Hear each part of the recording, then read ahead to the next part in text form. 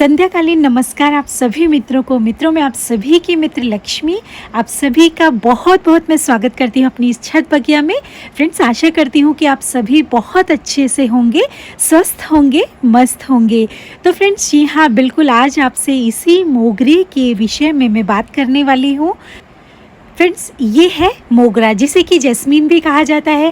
Friends, ये गर्मियों में एक श्वेत रंग के फूल देने वाला एक ऐसा पौधा है जिसे कि अगर हम अपने घर में जिस स्थान पर हम इसे लगा देते हैं, वहाँ के वातावरण को ये अपने पुष्पों से इतना सुगंधित ये बना देता है, तो इसे हमें अवश्य लगाना चाहिए। तो फ्रेंड्स चलिए इसी के विषय में आपसे आज मैं बात करती हूँ।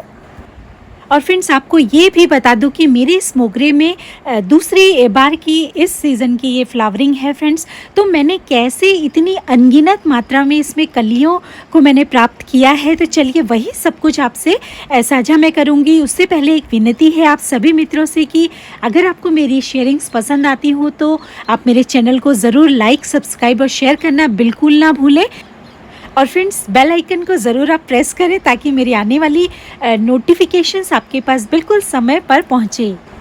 फ्रेंड्स, आपसे ये भी मैं साझा करूँगी कि इसकी जो पहली फ्लावरिंग हुई थी वो बिल्कुल भी इतने फूल इसमें नहीं आए थे, और अभी आप देखिए कलियाँ ही इतनी सारी हैं। तो मैंने ऐसा इसके लिए आखिर क्या किया है वो भी आपसे मैं शेयर करूँगी। तो फ्रेंड्स, सर्वप्रथम बात आती है इसकी मिट्टी हम आखिर कैसे लें।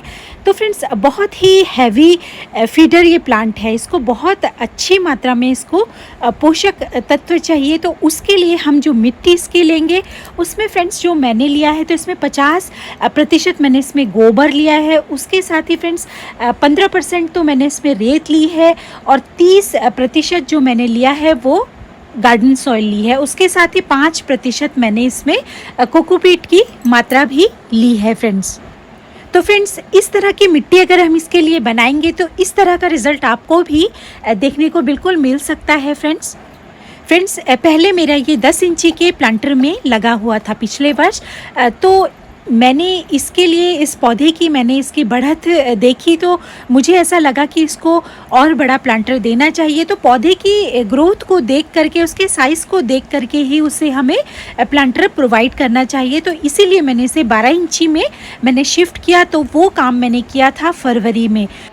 और फ्रेंड्स, उसी समय मैंने इसकी इस तरह की मिट्टी बना करके जो मैंने आपको रेशियो अभी बताया है, इसे मैंने उसमें लगाया था। फ्रेंड्स, इसके बाद दूसरे नंबर पर बात आती है फ्रेंड्स कि इसे आखिर सूर्य की रोशनी कितनी पसंद है। तो बेहद ही पसंद है इसे सूर्य की रोशनी। फ्रेंड्स, क्योंकि ये सन लविंग प्लांट है और इसके फूलों के खिलने के लिए अति आवश्यक है कि इसे आप दिन की कम से कम 6-7 घंटे की धूप इसे अवश्य दें। 6 घंटे की तो बिल्कुल दे ही दे फ्रेंड्स, अन्यथा इसमें फूलों की मात्रा आपको उतनी अत्यधिक नहीं दिखाई देगी। इक्का दुक्का फूल इसमें खिलेंगे जो देखने में भी उतने अच्छे नहीं लगते हैं। अभी आप देख सकते हैं इसे पूरे दिन की सनलाइट में मैंने रखा और कितनी बेहतरीन तरीके से इसमें कलियां खिली हुई हैं। तो सूर्य की रोशनी बिल्कुल इसको दें, आप इसको ठंडे स्थान पर बिल्कुल भी ना लगाएं। और फ्रेंड्स, एक बात और कि इसे अगर हम प्लांटर के बजाय अगर हम इसे ज़मीन पर कहीं पर लगाते हैं तो वहाँ पर तो इसकी ग्रोथ बहुत ही बेहतरीन तरीके से होती है, और पुष्पों का खिलना भी बहुत अत्यधिक मात्रा में होता है। तो ज़मीन पर ये बेहतरीन तरीके से हमें फूल भी देता है और पौधा भी बहुत ही स्वस्थ और सुंदर बना रहता है। इसके साथ ही फ्रेंड्स, एक बार पुष्प देने के बाद आपको करना क्या है वो भी आपको बताऊं कि आगे फिर आपकी फ्लावरिंग बेहतरीन हो, ब्रांचेस अच्छे से इसमें निकले। तो आपको यहाँ से ये देखिए 2 पत्तियों के नीचे से आपको यहाँ से इसको कट कर देना है। ऊपर की 2 पत्तियों को केवल फ्रेंड्स ये देखिए, अगर पुष्प आने के बाद अगर सूख जाते हैं तो उसके बाद आपको इसकी हल्की सी 2 पत्तियों की ऊपर से आपको इसकी प्रूनिंग करनी है। बस 2 पत्तियों की उतना आप काट देंगे तो वहाँ से नई जो शाखाएं निकलेंगी उसमें इस तरह का रिजल्ट आपको देखने को मिलेगा। इसके बाद फ्रेंड्स बात आती है कि इसे पानी आखिर कैसा इसे देना हमें चाहिए या इसकी कितनी ज़रूरत है पानी की। तो फ्रेंड्स, जैसा कि मैंने पहले बताया कि बेहद ही सूर्य की रोशनी को ये पसंद करता है, तो बहुत ही जल्दी इसकी मिट्टी भी सूखा करती है। तो इसे आजकल तो फ्रेंड्स आप 2 बार इसे अवश्य पानी दें और चेक करके दें। अगर आपके यहाँ तापमान अगर कम है तो उस अनुसार इसे पानी दें। मैं इसे 2 समय पानी देती हूँ फ्रेंड्स आजकल। और फ्रेंड्स, अभी इसका फ्लावरिंग पीरियड है, तो बिल्कुल इसे पानी की बेहद इसको ज़रूरत है। फ्रेंड्स, इसकी मिट्टी को आप बिल्कुल भी सूखने ना दें। अभी फ्रेंड्स, इतनी गर्मी में आप इसमें मल्चिंग भी कर सकते हैं, जिससे कि इसके मिट्टी में जो है नमी बरकरार रहे।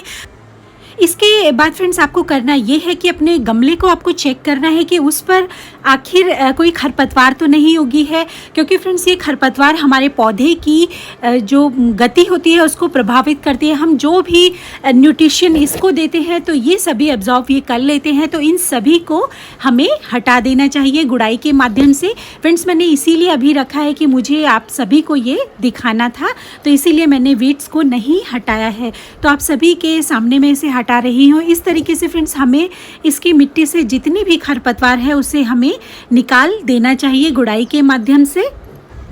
तो फ्रेंड्स, इस तरह से देखिए, मैंने इसकी सारी की सारी जो इसमें वीड्स उगी हुई थी वो सारी की सारी मैंने निकाल दी हैं। ये सदाबहार यहाँ पर स्वतः ही उगा हुआ है।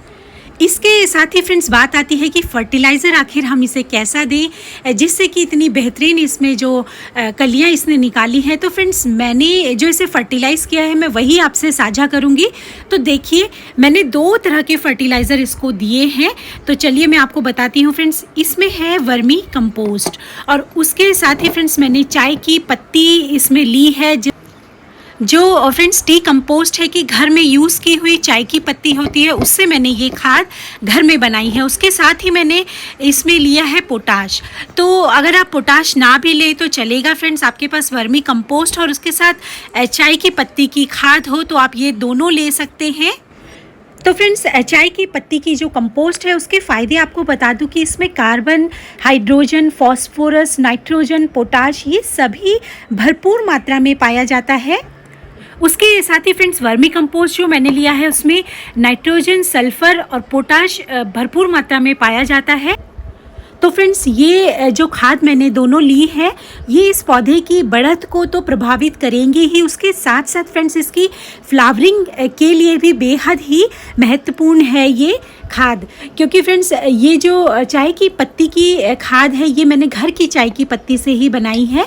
तो ये बेहद ही अच्छा एक फर्टिलाइज़र है इसके लिए, इसकी फ्लावरिंग के लिए बहुत ही इफ़ेक्टेड ये है। उसके साथ ही फ्रेंड्स, थोड़ा सा चुटकी भर, आधे चम्मच से भी कम मैंने इसमें पोटाश लिया है। अगर आप चाहें तो इसे यूज़ कर सकते हैं, अन्यथा फ्रेंड्स आप इसे अवॉइड भी कर सकते हैं। मैं फ्रेंड्स इसे हल्का सा ही पोटाश को मैं यूज़ करूँगी, क्योंकि मैंने इसे एक और फर्टिलाइज़र दिया है जो पोटाश का ही काम करता है, पोटेशियम हमारे प्लांट को देता है। तो इस तरीके से मैंने मिट्टी को एक तरफ कर लिया है और नीचे अभी मैं बाकी प्लांट्स को पानी दे रही थी तो इसमें भी थोड़ा बहुत पानी चला गया था। तो ये देखिए, इस तरह से किनारे किनारे में इस खाद को डाल देती हूँ। बिल्कुल जड़ से हमें दूर ही इसे डालना है फ्रेंड्स, अन्यथा जड़ को ये प्रभावित कर सकती है। तो जड़ से हमने दूर किनारे किनारे पर हल्की सी मिट्टी को बीच में निकाल के, या तो हम इस मिट्टी को निकाल भी सकते हैं, उसके साथ ही हमें इस तरीके से मिट्टी को बिल्कुल ढक देना है। और ये करने के बाद आपको फ्रेंड्स बिल्कुल इसे पानी बहुत अच्छे से इसे हमें देना है, ताकि ये जितने भी हमने इसको पोषक तत्व हमने दिए हैं वो ये पौधा ग्रहण कर सके।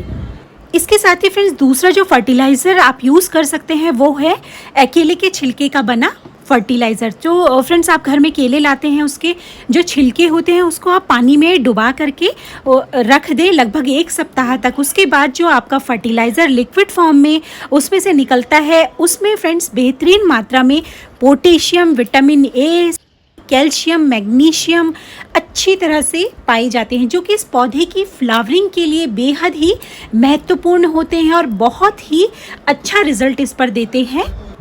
तो फ्रेंड्स ये जो बनाना पील का लिक्विड फर्टिलाइज़र है इसे आप हर 15 दिन के अंतराल में दे सकते हैं। फ्रेंड्स इस जो बनाना पील के लिक्विड फर्टिलाइज़र है उसमें मैंने घर में जब हम दाल चावल हम बनाते हैं उससे पहले उसको वॉश करते हैं, तो उसका जो पानी होता है फ्रेंड्स, दाल का पानी अगर हम ले लें उसको भी मैंने इसमें डाला है, क्योंकि फ्रेंड्स उस दाल के पानी में बेहतरीन मात्रा में friends fibre, iron, potassium, calcium, vitamin और प्रोटीन भी बेहतरीन मात्रा में पाया जाता है, तो उसको भी मैंने इसमें इंक्लूड किया है। तो चाहे तो आप उस पानी को भी इस बनाना पील के लिक्विड फर्टिलाइज़र में या आप वैसे भी इसको दे सकते हैं फ्रेंड्स। इसके साथ ही फ्रेंड्स बात आती है कि इसमें आखिर किसी पेस्ट का अटैक होता है कि नहीं। तो फ्रेंड्स मेरे इस प्लांट में लगभग 2 वर्षों में तो मुझे कोई पेस्ट का अटैक इसमें देखने को नहीं मिला है, लेकिन फ्रेंड्स इसमें पेस्ट का अटैक आप रोक सकते हैं, होता है इसमें, मैंने पढ़ा है फ्रेंड्स, तो होता है। तो आप उसको रोकने के लिए इसके पीछे जो पत्तियों के पीछे ब्राउन रंग के जो कीड़े होते हैं वो इस पर चिपके होते हैं, जो इन पौधे की और पत्तियों का सारा जो पोषक तत्व है वो सब कुछ ये चूसते रहते हैं। तो उसके लिए आप नीम ऑयल का स्प्रे हर 10-15 दिन के अंतराल में आप कर सकते हैं। नीम ऑयल की 10 बूंदें आप लें, 1 लीटर पानी में आप इसको पूरे अच्छे से नहला दें। तो फ्रेंड्स मुझे तो ऐसा कुछ नहीं मिला है, तो मैंने ऐसा कुछ भी इसके लिए नहीं किया है फ्रेंड्स। और फ्रेंड्स एक विषय और है इसके लिए, इस पौधे की अच्छी बढ़त के लिए, कि आप इसे केवल मिट्टी और सीमेंट का प्लांटर ही इसे दें। फ्रेंड्स मिट्टी और सीमेंट के प्लांटर में ये बेहतरीन ग्रोथ करता है बजाय प्लास्टिक प्लांटर्स के, क्योंकि इसका जो टाइम पीरियड है वो गर्मियों में ये ब्लूमिंग करता है, सर्दी इसका डोरमेंसी पीरियड है। तो सर्दियों में तो ये वैसे भी अपनी सारी पत्तियों को ये गिरा देता है, तो गर्मी जब इसका अभी ग्रोइंग पीरियड है, फ्लावरिंग पीरियड है, तो अभी हम इसे मिट्टी या सीमेंट के पॉट में ही हम इसे ग्रो करें, ताकि उसमें जो हवा का जो सर्कुलेशन इसमें होता है तो वो अच्छे से इसमें होता रहे। क्योंकि प्लास्टिक प्लांटर में हीट जब जनरेट होती है तो वो कहीं ना कहीं पौधे की जड़ों को इफ़ेक्ट करती है, जिससे कि पौधे में कई समस्याएं आपको देखने को मिलेंगी और पौधा जल भी सकता है, ख़राब हो सकता है, इसमें फ्लावरिंग नहीं होगी। तो इसीलिए आपसे मैं कहना चाहूँगी कि इसे मिट्टी और सीमेंट के प्लांटर में ही आप ग्रो करें फ्रेंड्स। उसके साथ ही फ्रेंड्स एक बिंदु ये भी है कि आप इसे प्रून आप ज़रूर करें फ्रेंड्स। प्रून करने से जो आपको रिज़ल्ट मिलेगा, अनगिनत मात्रा में आपको इसमें ब्रांचेस मिलेंगी, और ब्रांचेस अगर अनगिनत मात्रा में मिलेंगी तो फूल भी फिर उतने ही मिलेंगे। इसीलिए हर फ्लावरिंग के बाद, उनके सूखने के बाद उसे आप ज़रूर ऊपर से बिल्कुल टिप से आप उसे कटिंग जितना करेंगे उतना बेहतरीन रिज़ल्ट आपको इसमें मिलेगा फ्लावरिंग के रूप में। तो फ्रेंड्स ये थी खूबसूरत से महकते हुए मोगरा के विषय में मेरी आज आप सभी के लिए ये जानकारी, और आई होप कि आपको ये ज़रूर आपके कारगर या आपके लिए सिद्ध होगी, आपके लिए बहुत उपयोगी होगी। जैसा कि मैंने इस तरह की फ्लावरिंग इसमें पाई है, तो आप सभी भी बिल्कुल पा सकते हैं। मेरे बताए टिप्स पर गौर करके बेहतरीन फूल पाएं और अपने घर को महकाएं इस खूबसूरत मोगरा से। तो एक नई शेयरिंग और उपयोगी शेयरिंग के साथ आपसे मैं पुनः मिलती हूँ फ्रेंड्स। तब तक के लिए आप सभी मित्र अपना अच्छे से ध्यान रखिए। नमस्कार और धन्यवाद आप सभी मित्रों का। Happy gardening.